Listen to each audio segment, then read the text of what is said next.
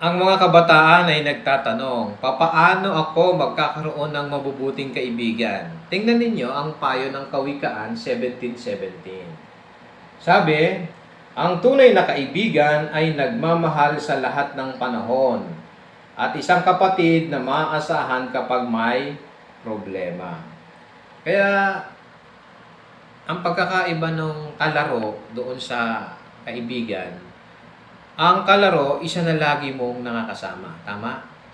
Ang kaibigan, hindi lamang isa na lagi mong nakakasama, kundi isang kapareho mo ng prinsipyo.